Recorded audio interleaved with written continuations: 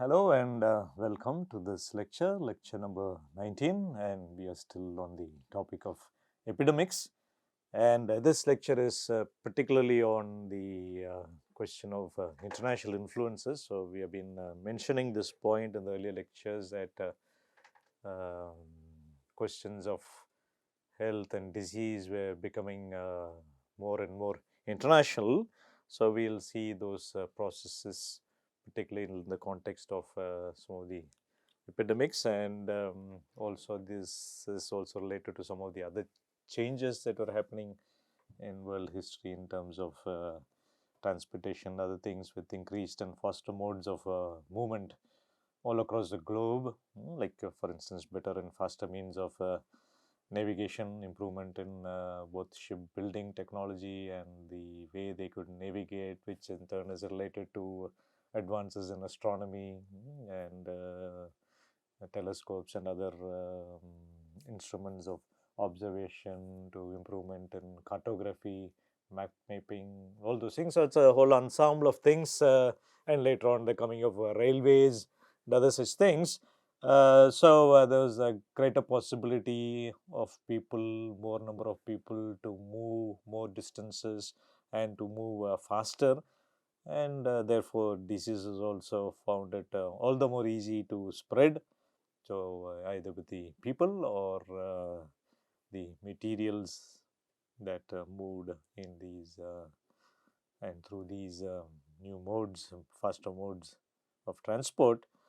And so therefore health was becoming more and more of international issues. So countries were no longer worried about public health issues related to their own lands or to their colonies elsewhere, but were also very watchful of health and disease related happenings outside, and they were also very demanding that particular countries should be doing particular things, some minimum amount of measures, so that so their ships and their people are protected because of these new levels of connectivity. So apart from movements through trade, uh, pilgrimage related movements of people across the world was also becoming a major international health concern. Uh, One of the most common ones at that time was the related to the Hajj pilgrimage, which, as we mentioned in the earlier lecture, is a pilgrimage which all adult Muslims who are physically and financially capable ought to do at least once in their lifetime. So, going to the Kaaba, the holy place of Mecca. So, for instance, during one of those gatherings in the year 1865, there was a very serious cholera outbreak, and from there it spread to through the ships going through the Red Sea and Arabian Sea. It spread to various European nations, which saw that as a major cross-national threat. And pilgrims from India and other such countries in this neighborhood, South Asia, were seen as particularly the likely carriers of it. So, because of this, all pilgrim vessels, for instance, leaving from Bombay port and bound for Jeddah in Saudi Arabia, were actually stopped just before there, going there to at the island of Kamran, which is in the Red Sea. So they had to be they were stopped there compulsorily for quarantining, which could last as long as 15 days, which was all not part of the plan and which could be very traumatizing, because the whole trip was for religious greater upliftment, religious upliftment, fulfilling the sacred duty of going to the holiest of holy places, but then staying 15 days for quarantining in some totally unrelated place, and then you're just about reached. You reached the Red Sea and it's just about going to the holiest of holy, and you have to stop here for 15 days. So that could be a very traumatizing experience. And of course, so there were provisions for medical examination there, for a steam bath and shower, and for vaccination, and all that. And then there were more other foreign countries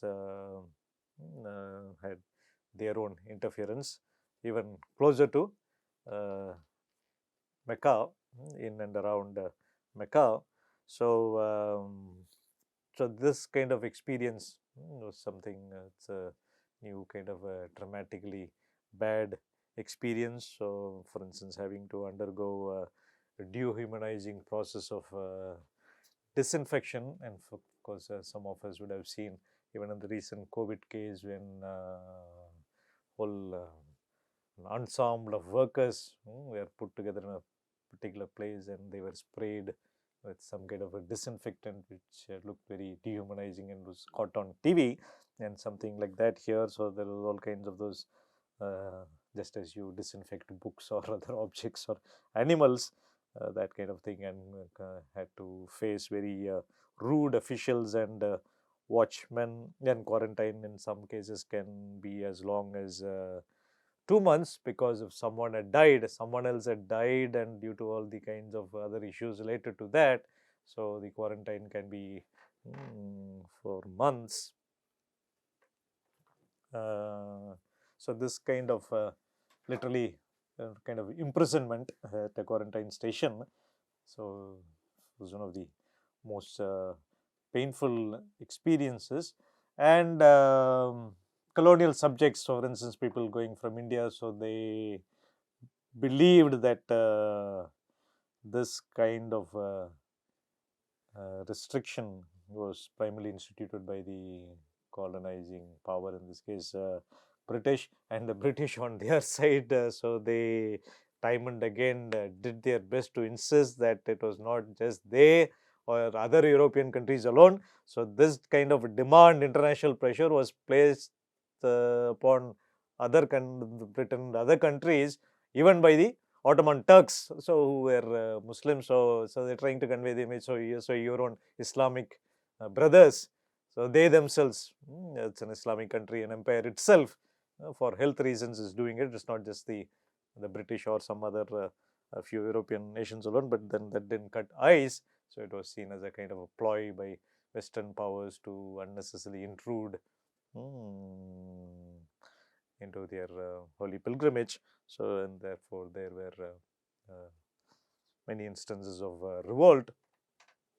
But here we are talking about, so we gave the example of a particular outbreak in Mecca. But so as we have seen, so India had its own regular outbreaks of cholera, about which, which was not only a problem within India or a problem to the British troops and their mortality, but then international community also was worried, and they were looking for ways of securing their territories from the scourge of cholera. And British India was regularly criticized at international conferences for not doing enough to prevent the spread of cholera from India to neighboring regions and then onward to Europe and North America. So at this time, so we have to point out, as I said, health was becoming more and more international, and one of the manifestations of that was these periodic international conferences, sanitary conferences, and so these were gatherings which were quite embarrassing for colonial powers like Britain. And so these conferences were seeking ways of minimizing the spread, and one of the ways of minimizing is the quarantining of British ships. So from a health point of view, it could be a solution, but from a commercial point of view, the affected countries, in this case Britain, from a commercial point of view, it would be creating a lot of problems, leading to a lot of losses and other complications, logistical complications. So, of course, the British tried to use the very useful anti-contagious view. So, as they were trying to use it in the domestic context, as a kind of a justification for avoiding excessive intrusion into cultural and religious affairs. So similarly, they try to use it at the international level to propound the idea that this was not caused by contagions, so therefore quarantine was an unnecessary, excessive step.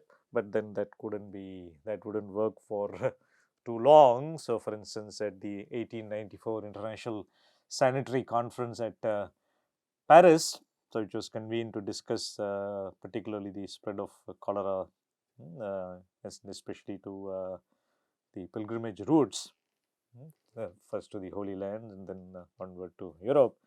So, and of course, the question of quarantine and other such kinds of preventive measures came. So, India argued that international sanitary conventions were drafted so exclusively from the perspective of protecting European health and trade, with little sensitivity to the kinds of domestic implications.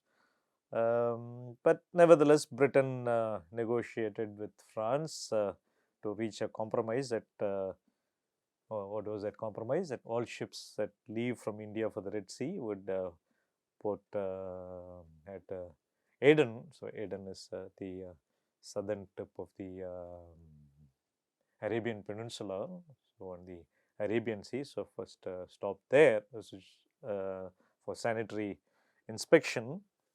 So that was a kind of an arrangement, and also the British delegates decided to accept some of the requirements made for this kind of quarantining, these kinds of control measures, inspection along the way.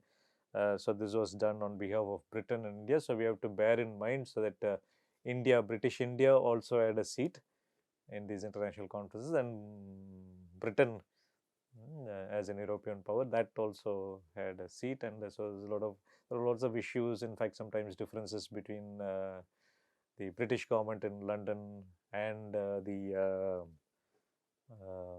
British government, the government here in British India, so sitting in Calcutta, and sometimes there was further level of disagreement between the government, central government sitting in Calcutta, and then some of the provincial governments, say in Bombay or Madras. So this was a kind of a tricky situation, and in many cases, any instances, Britain itself would speak on behalf of the central government in India or on behalf of the provincial government, sometimes ignoring some of the concerns raised by the government in Calcutta or the provinces. And in the meantime, this is also this interesting development, the point that Robert Koch, so who, as we said, played an important role, not only broadly in the germ theory of disease, but particularly in identifying the etiology and spread of cholera. So he held to the waterborne theory. So cholera is waterborne disease spread through from contamination of water. But he also had this very interesting idea that cholera in any case would spread to Europe overland, so which means that minimizing the impact of the navigation and the seaborne nature of it. So this was naturally very attractive to the British government um, and all others who had traffic in the Mediterranean and through Suez Canal. Um, so this kind of argument also made way for liberalization of those kind of quarantine regulations. And also the British government began to pressurize the government in India to make certain concessions.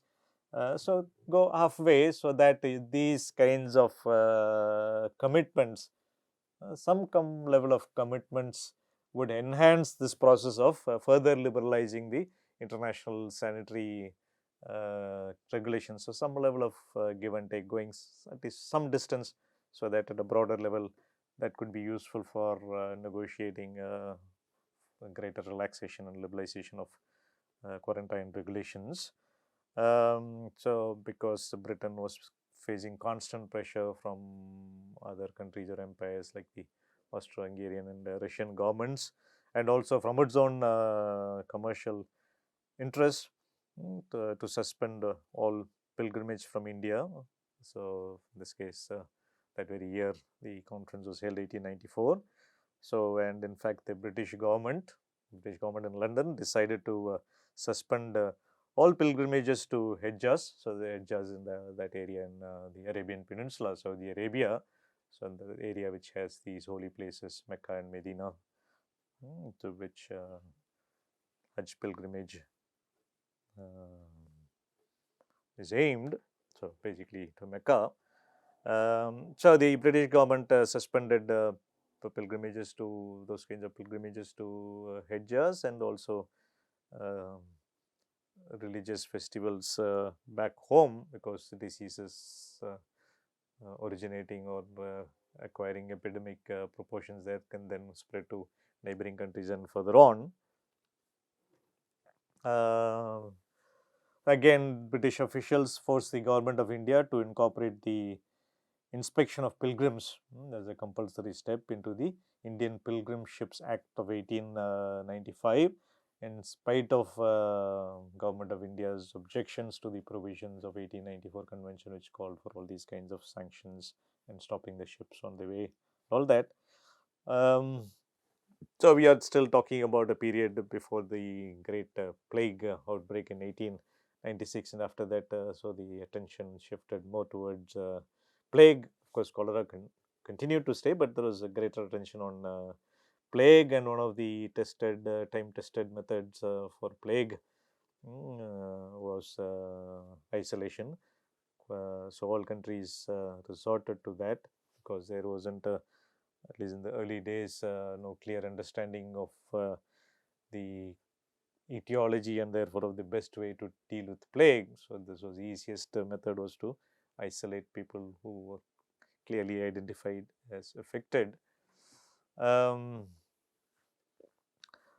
And in India, the provincial government of Bombay, for instance, insisted that railway companies domestically operating in Bombay inspect their passengers and prevent people who are having plague from leaving that region, because Bombay was also a vibrant port. So, from that port, then they should not be going out and then creating an international problem. So, 1897, so again this Sanitray conference was held in Venice. So, here international trade embargo was threatened against ships from Indian ports, unless government took effective and concrete measures to bring plague under control in India itself. So, now the government of India was torn between the religious sentiments of Indians. So, for instance, again this involved this would affect, for instance, the Hajj pilgrimage. So, whether to keep that, be sensitive to that, or to be worried about the concerns raised by the international community for smooth flow of trade. So, it was a very tightrope walking. So, the British Foreign Office from London advised its delegates to the Venice conference to keep all of these things in mind during the negotiations. So, of course, the interests of British ships also, it's not just about European powers who are worried about their trade and the safety of their populations. So, British ships, British owned trade, commercial interests were also there. Then Muslim religious feelings in the colony were also there, and the options that were available to the government of India, the kind of a tightrope walking they had to do. So, all these things were to be kept in mind by the delegates who went to the Venice conference. And the Venice Convention so particularly allowed governments to take measures targeting gypsies, vagabonds, immigrants, and pilgrims who were seen as particular carriers of the disease. So, the British anticipated proposals would come related to pilgrim restrictions from this conference, but they had no clear responses in hand. They weren't to prepare. So they anticipated the objections, but as I said, the tight rope they were walking on. So one of the things they did was to do a kind of a polling among the provincial governments, say like Bombay, United Provinces, and other such provinces and presidencies, to elicit their views on about how people in that particular province locality would react to a ban. So different provinces gave different opinions. So some were in favor of it, some were said, oh, this would rub the Muslims on the wrong side. Some said we should not agree, let it be that it was forced upon India by other European powers. So there are different kinds of things, but eventually the government of India issued a resolution under the Epidemic Disease Act of 1897 prohibiting pilgrimage from Bombay Presidency, Calcutta, the Southern District of Bihar, and the states of Mysore and Hyderabad. And of course, there were also the traders who were unhappy with this, and they said there should be a more wider level of ban, including all of India. They felt that the government was a bit hesitant about offending Muslims. So in 1897, pilgrimage was suspended mostly from all areas for the fear that European powers would impose a strict quarantine for sure against all Indian ships. That would be more damaging. So this is one case where the government of India or the British on behalf of the government of India gave in, but that was not necessarily always the case. So for instance, when it came to the 1912 International Sanitary Conference, so the government of India refused to ratify all of its measures. So from what we have seen, especially from the 1897 decision, so it would look like the British, both in India and the British government in London, was more worried about preserving trade rather than about the religious sentiments. But we can't say that because it is, as we have been saying, so they always had to be very watchful about that.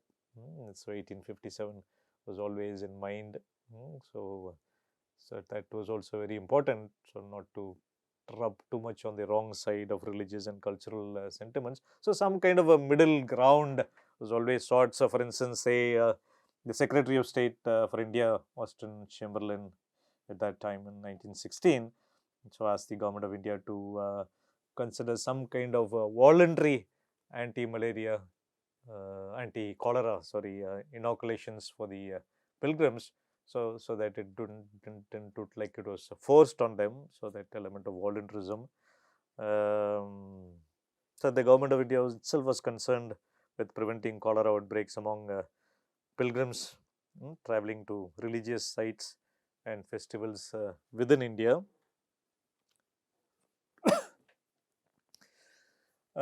So in 1926, so and also from the other side also some kind of a middle ground compromises are examples of that from the international community side. So for instance, in the 1926 International Sanitary Convention, so there was an exemption to pilgrims who are arriving at Cameron Island in the Red Sea.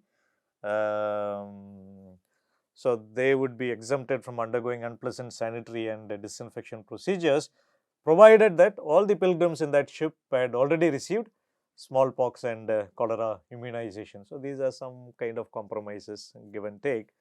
And also locally also the government of India and provincial governments cooperated. For instance, this is another example in 1927. So they were very proactive with their sanitary and other measures to see to it that there wasn't a repeat of what happened in 1892. So when cholera broke out, and it assumed pandemic proportions, because from Punjab it went across to Afghanistan and then further on to Russia and then to Europe. So they didn't want that kind of a thing which happened in 1892 to happen in 1927 by doing more of this proactive measures within India itself, and the government also proactively promoted inoculation for pilgrims traveling to the Hejaz, so that they can have that kind of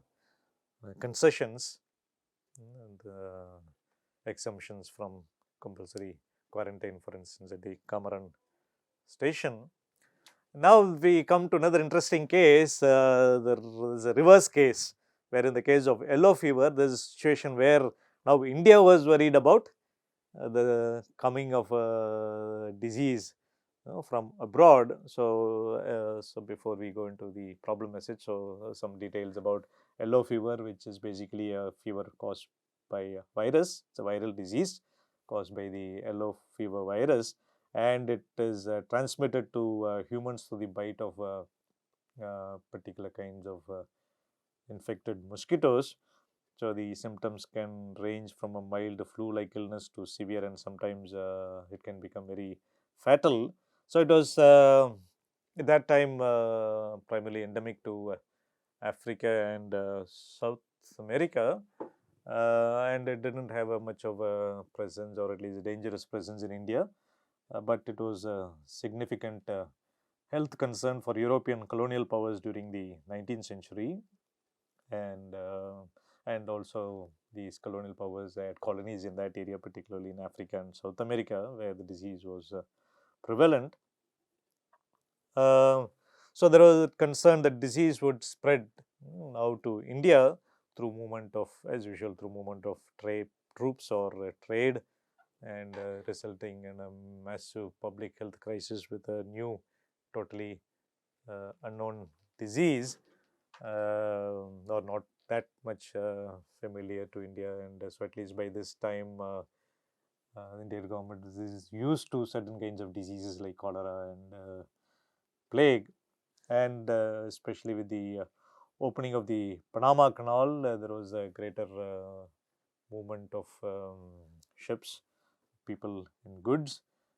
So therefore, there was a greater concern. The Panama Canal is basically one which connects the Atlantic and the Pacific Oceans, so facilitating greater global maritime trade and reducing the travel time. So that is very important. So that reduce of travel time, which meant that yellow fever infected mosquitoes or people could travel to India within the incubation period of that disease. So it raised concerns, renewed concerns about yellow fever spreading to India, for instance, from China across the ocean.